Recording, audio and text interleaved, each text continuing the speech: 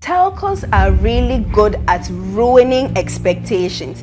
If you don't know what I'm talking about, let me give you an example. So you are waiting for money, you are waiting to see payment receipt for so and so amount, and then your phone dings. You sprint to go and check what is going on, and it is, dear valued customer, blah blah blah. Or even worse, enjoy double bonus if you purchase so and so airtime. It can be quite annoying, but this week Ghanaians received a buzz on their phone. No, it's not money. It was nothing related to money, but it was directly linked to joy. I'm talking about the fact that e-levy has been scrapped. If there's anything the president has done this week, it's e-levy, check. Emissions levy, check. Betting tax, off. So it's joy, joy, joy. Check, check, check. It's not the only thing that took place this week. So let's bring you up to speed here on This Week in News. My name is Etornam Kumashie. First things first, let's talk about the thing that got most Ghanaians excited this week.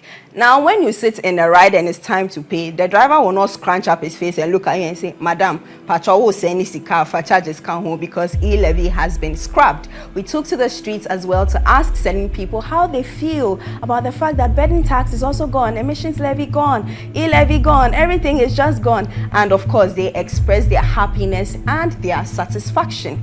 GRA was quick to prompt various telcos that they should be careful not to deduct any money anytime someone does a transaction. That's the famous e-levy bill. I'll proceed to sign it. Now this is the Income Tax Amendment Bill 2025 to remove withholding tax on winnings from lottery, betting, and games of chance. This is the famous betting tax repeal bill. And so I'll assent to it, 2nd April. Now this is the Emissions Tax Repeal Bill.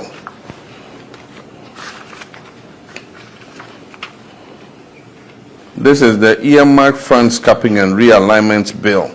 This is the bill that caps the GET Fund and National Health Insurance Levy and moves those resources into the Consolidated Fund.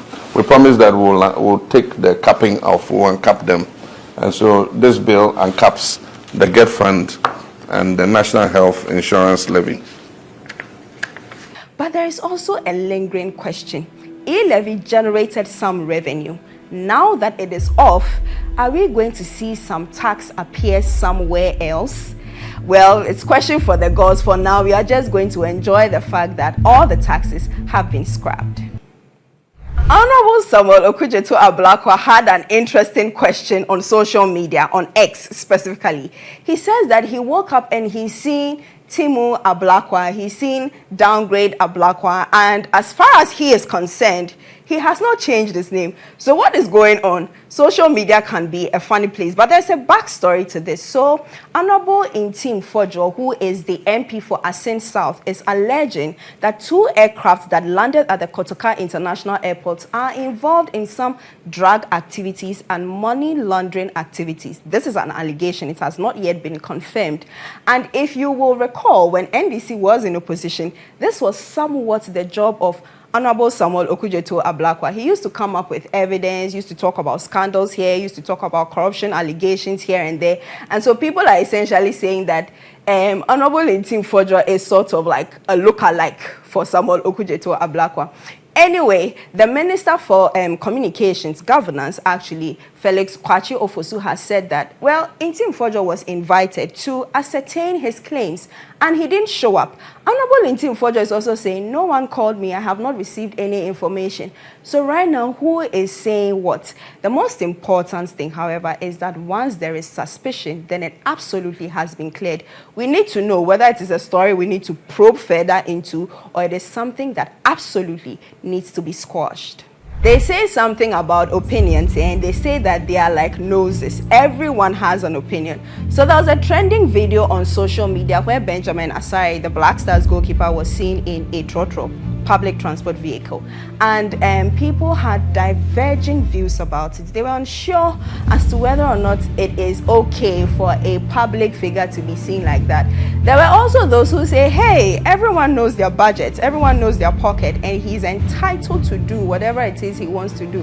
Now, if this is, a personal decision, I don't think people should talk too much about it. If it is not, please just leave the young man alone. He's just getting his gig anyway at 32. There's so much more to discover. So Ghanaians, sometimes when you see it, just hold on, pause, okay?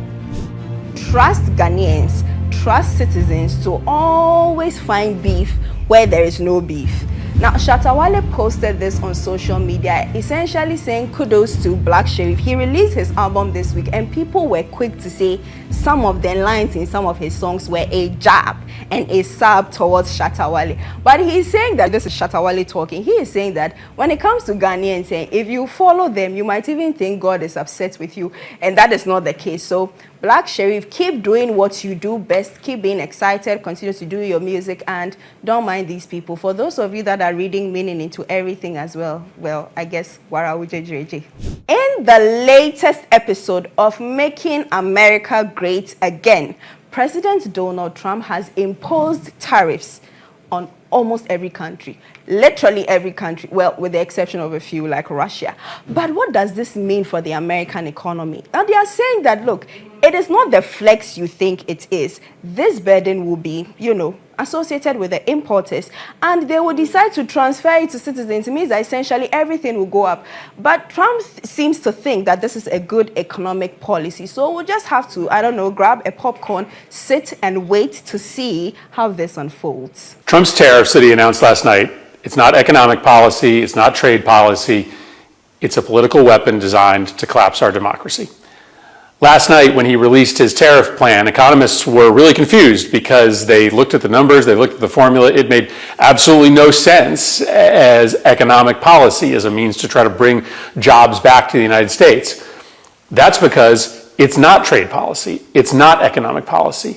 The tariffs are another tool for President Trump to try to compel pledges of loyalty, this time from companies and industries in the United States. Like I said, Black Sherif released his music this week. So you can tell us in the comment section which of the songs are your favorite and why it is your favorite. There was someone who said this week that Ghana has become so peaceful that now if you don't even have money, you are okay.